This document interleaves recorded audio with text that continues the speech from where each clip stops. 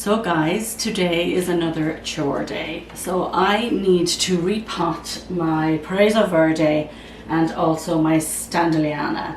So I have some, I definitely have a really nice idea for the Standaliana. So I thought I would bring you along on my journey.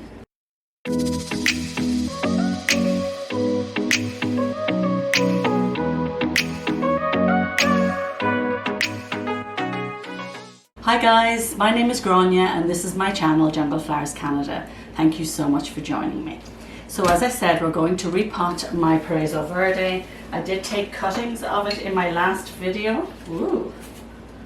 And I want to put it on a moss pole. So I, like a lot of you, bought this fencing probably a year and a half or so ago. And I'm just going to use it. I know there are some beautiful new moss poles out there. But because I've already bought this, I'm not going to let it go to waste. There are so many new, I wouldn't call them fads, but there's so many new things coming on the scene. It's very hard to keep up with them, but if we keep going with those trends, we're eventually losing a lot of money, right? So I'm going to use up this, and maybe if I ever get to the bottom of it, then I will look into, do you hear the dogs? Then I will look into buying maybe one of those new plastic ones. I do love the look of them, but like I said, I have all of this and I'm going to use it up. It's absolutely beautiful out today. It's October 22nd and it's like a summer's day. So I'm sure you have seen how these moss poles are made on many occasions. So I'm just going to go ahead and make it and you can come along with me. But I don't think you're going to need, and I've never actually made a video on how to make these, but you can find it pretty easily anywhere on the internet. So basically I am just going to cut a length of this plastic, which is like, I think it might be called deer fencing or something like that. You buy it in Home Hardware. I have found in the past, if you don't put some sort of a rod or stick in it, they tend to be a little too flexible. I have one on my Pink Princess, which isn't that sturdy. So because of that, I am now adding these little rods. So these actually came with something from Standaliana. I can't quite remember what they came with. Maybe like tomato cages or something, but it actually just fits perfectly the length of this. So you can also put, you could probably put a bamboo stick that may rot in time, but this is plastic, so it's actually ideal. Now, when it comes to moss, guys, you do not need to buy expensive moss for moss poles. The idea is that the aerial roots will attach to the moss pole to give stability to the plant, which in turn makes the leaves grow bigger. So there are very expensive mosses out there, but this one I bought here was not that expensive. I'd have to look it up, but I think it was some sort of an aquarium moss. So it's a darker moss than that lovely sphagnum that we use, but I use it on all my moss poles and it's perfectly fine. I also use, if I have leftover sphagnum that I take out of plants, I save that for my moss poles. There really isn't a need to spend a lot of money on the moss that go in here. Like obviously if you're rooting in sphagnum, the better quality you have, the better, because it gives nutrients to the plant. And in nature, these plants would be attaching to tree bark, and possibly other like mossy situations. I don't know what I'm trying to say. But anyway, you can see I have put a layer of moss down there. Now I'm just going to stick my rod in, and then I'm just going to put another layer of moss over the top. I don't use a lot of moss poles because I'm lazy. I don't actually like making them. I don't know where my day goes. So I know I haven't uploaded in a while. My life is so busy now. If you follow me, you'll know I had 2 new grandsons, so now I have 3 grandsons altogether, and I have just been so busy with my daughters, trying to help them out with the babies, and I just haven't had time to do a video. So today is Saturday. My husband has gone off to get parts for this car he's building. He's building a Factory 5 Cobra, if any of you are into cars. Anyway, but he's off to buy some parts for it, and there's nobody visiting today because all the husbands are home. So I thought, let's take this opportunity to do a video. if you haven't seen these made before, you just take your zip ties and you, actually I need to get my glasses because I can't quite see.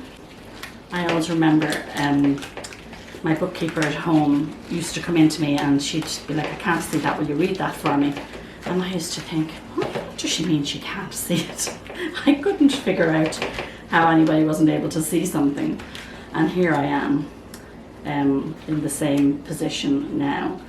So anyway, I just took it through, in through the loop, and these gloves are very thick. So try and keep it as straight as you can and try and go into the same position all the way down just to keep it you know, as tidy as you possibly can. And then when you use the zip ties, it does give you that tension to pull it all together. I am kind of starting now to take a look at my plants and decide, okay, what do I really love? What do I want to keep? What am I willing to let go of? I am definitely more serious about doing this because I just don't, the plants are all getting bigger and I just don't want to be in a position where I have too many plants and not enough room and they encroach upon my living space, because I do share my house with my husband and you know, I don't want it to get to a stage where he's like, oh my god, this is crazy. So I have started not successfully selling anymore, guys. I think the selling market, certainly in our area, is dying down. People, like I put up some plants that I paid like over $100 for 6 months ago for $50, and I'm not getting any bites. Like the Hoya Nicholsonia New Guinea Ghost, I put up a cutting for $50 and I didn't get any bites on it at all. I paid $100 for a 1-leaf cutting of it. Well, it was actually last December. So plant prices are certainly dropping and people are not buying anything like they used to.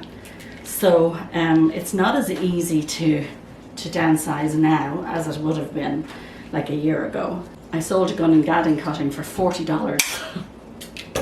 We know how expensive gun and gadding used to be. But in my area, I think there's a flood of plants. People are just not paying the prices that maybe other people are getting in their areas. I will sell them, but sometimes I'm like, I'm not going to sell it if that's all I'm going to get for it. I'd rather keep it. I think other people probably may feel the same. I just took some cuttings of my Clemensorium and I don't know what I'm going to get for them, but like the Clemensorium was very expensive, and even for me to import it, by the time I paid shipping and paid duty and everything, like it cost me a lot of money. But I did take 2 cuttings of it and I will test the waters with it when they're rooted. I've had great success with my undulata. I imported it and a lot of people say, oh, you know, it's such a hard plant to grow and they can't get it to root. But I actually have 4 cuttings of it, which I'm really excited about. And when it gets a little bit more established, I may try and sell one of them. I did sell some of my duplicates. I did give away a lot of plants that I knew weren't of any great value, so I just gave them to people. I don't know if I actually kept to my word and I'm still doing the same hole here. So there you see, basically it's not that difficult to do. So now I'm just going to go along and cut all this off, and there we have our moss ball. Oh, and by the way, my last video I was saying I couldn't find any bugs, and I lied. I found thrips. So I got out my Dr. Doom and I fogged the whole area, and after checking it looked like they were gone. So I will be keeping a close eye.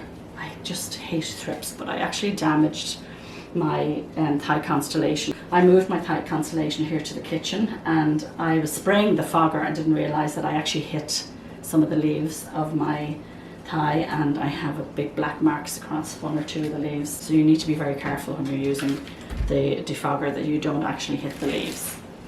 Okay, so I am thinking we will use this pot here because this pole is quite big and you're going to see there's huge roots on my Pereza Verde. It's like a sauna here. It's so hot. Why did I pick this position to do my videos? But anyway, so let's take the Pereza Verde out of here. So yes, I did get thrips, so I'm thinking I probably did have thrips on this and I just didn't notice them. This out, and now we'll try and get it out of here without damaging the roots too much. Let me get my glasses on so I can see what I am doing. I think I might cut the pot. Let me see, are they going to come out? You're going to hear Kieran talking in the background, guys. Sorry. Yay, not too much damage. So I'm hoping I get the variegation back on this plant. So if you don't know, Pereza Verde need heat to bring out the variegation. And I do have a heat mat on this window, so I'm hoping that it will do the job. So look, not a beautiful. It actually desperately needed to be repotted. So we're going to start this again. We're going to put in the moss pole. We're going to fill the bottom with soil.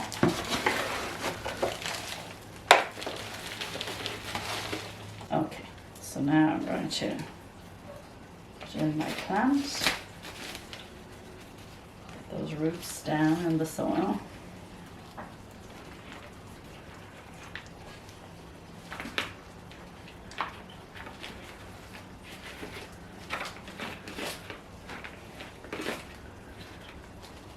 And then we'll backfill with soil. So this pot is actually too big, but it will have to do for now. I needed to give the plant stability. It did fall over on me, so I just need to get this girl a little bit more settled. So there we have the Pereza Verde. Just so you know, there's soil everywhere. Okay, here we have my Standaliana, which I absolutely love. So I thought, if you watch my channel, you'll know I love to use pieces of live edge wood.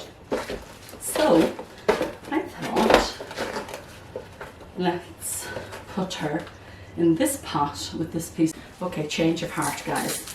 I'm actually not going to put the wood in to the pot. I am going to try and somehow brace it to the outside because it's too heavy, and or else I will mount it like I did in my dining room. I'll mount this against the wall and I'll just push the pot up against it. Actually, I think that's what I am going to do.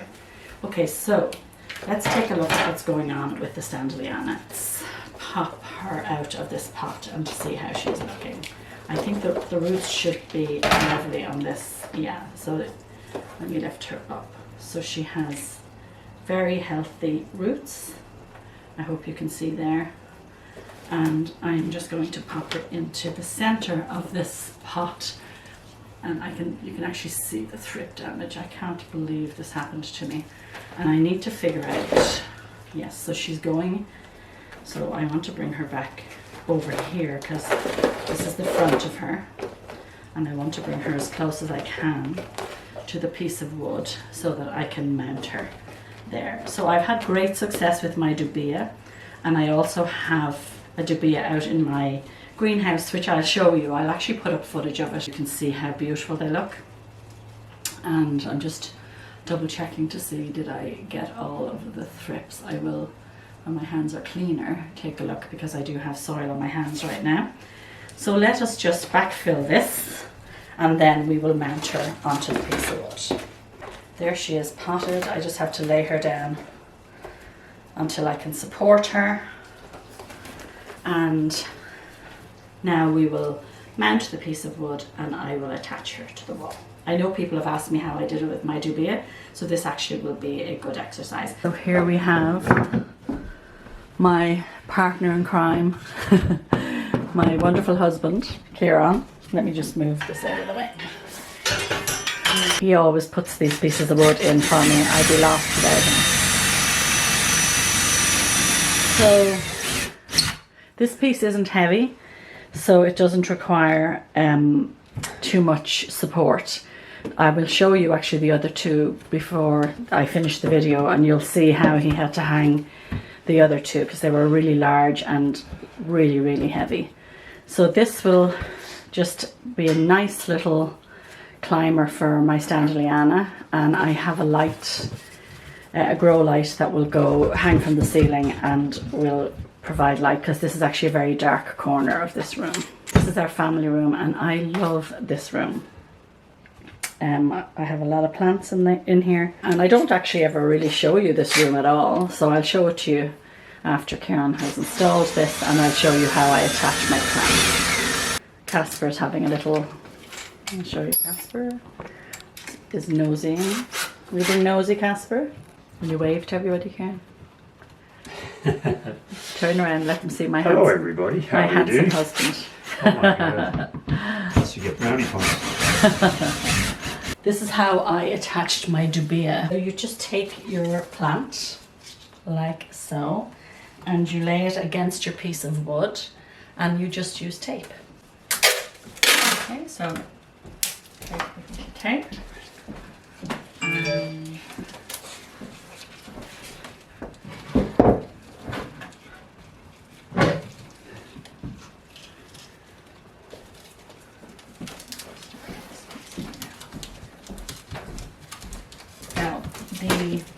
I'll just take a blade and cut that excess off. The bottom adventitious roots or whatever will not attach to the wood, only the new pieces will. So I'm not going to bother taping the bottom, but I will try my best to tape this piece as close as I can to the wood, and then hopefully it will attach like my others. Now I did propagate my dubia because it had come off of the wood, and when it came off the wood the leaves actually got smaller, so I propagated it and I put a second piece into the pot below, and I'm hoping that it will be attached. Let's just do this. And then once it attaches I can take off the tape. So we have hung a light, so it's, are they called Soltech bulbs? And it's just on, you can see it's like a jute wire. Can you see it there? I'll show you. Will it focus? And now Kieran is going to just tack it in so that it's neat. You can't really see, but it's just hanging above the piece of wood, and hopefully that will be enough light for it, because that is a very dark corner of the room. Okay guys, so it's getting dark, so I guess I better get this done. So this is my family room, and if you look there, that's where we just put the Standaliana. So I made these little plant boxes. I actually did a video on them out of Dollarama stuff, and I have is it Global Green Pothos in there, and they actually do fine. They don't grow very big, but they don't die. And here I have my original IKEA cabinet, which I just put some backing paper on. If you follow me on Instagram, the same name, Jungle Flowers Canada, I actually put a photo of this up. So I put that backing paper on just to add a little bit of jungle vibe, and I love my skull that I just bought in HomeSense. And then so this is obviously the fireplace, and now this is where we put the Standaliana. Let me turn off the light so you can get a better view. There is our Standaliana, and then you can see I have a grow light. Oh, Sansi, not Soltech. Oh, look at it, it's been used and abused. I used it a lot up in my bedroom. And then up here I have a Hoya Australis, and you will see cobwebs I do need to clean.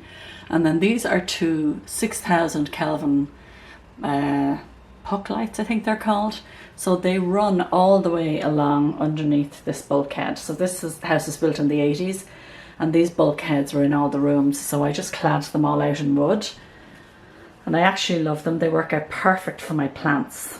Okay, so that is that. This is my Obavata, and she again gets some light from there, some light from my patio, but my patio is covered, so it does block the light coming in here. This is actually a west window. If we didn't have the deck, it would actually be really bright in here. So then I have this other light that I just kind of, it gets kind of the obovata, and it also gets these Scindapsus. So there's two different types of Scindapsus here. This isn't one of the regular ones. I just can't think what it's called. And then this is the Trubii, and then this is, I don't know what it's called, silver something. I'm not very good at my names. And then on this shelf I have my Hoya. There's my Dakii, and that is a Fusca marginata. And again, I have those little pot lights underneath. Here we have my variegated Kerrii. This is an Erythrostema. And then down here I have, I can't think of the name of this one. Now it was growing, it's filthy, look at that, oh my gosh, I need to give these leaves a good cleaning. It was doing great, and then I got this browning on the leaves, so I thought maybe I was getting root rot, but that actually happened a long time ago and it hasn't progressed any, so I'm just leaving it for now. And this here is the Sigiareoenses, I can never pronounce it. Oh my gosh, filthy. They need to be done as well. So I have two Taniki here. I have the, not Taniki, two Ficus, the Taniki and the Ruby. And this actually was where I just put my Standaliana. So I do need to find somewhere for that. And here we have my Domino Peace Lily. And this here is, oh gosh, which one is this? The Scindapsus. It's the large leaf, but now it doesn't, the leaves don't get too big here because it's only getting light from that puck light. And then this here is my CV Viola, which I had in my IKEA greenhouse, but I moved it here. And I think I will add another light to it. It is actually really beautiful. So I'm hoping it will fill out and trail down. This is my ZZ Raven, and this is my little begonia terrarium. So I just put some begonia cuttings in here. It's actually hard for you to see because of the light. Maybe if I open it. And there's also some variegated African violets in there. And then there are some more begonia there. I love this little plant area. So this is actually a picture light, but it's 4000 Kelvin. And then I have some succulents hanging here. So there's a bear paw. This doesn't look great. I don't know what's going on with it. This is an Aeonium. And this is a Cotyledon, which is, I think, stretching a little bit. Yeah, it's a Cotyledon. I don't think it's too happy here. It's probably not getting quite enough light.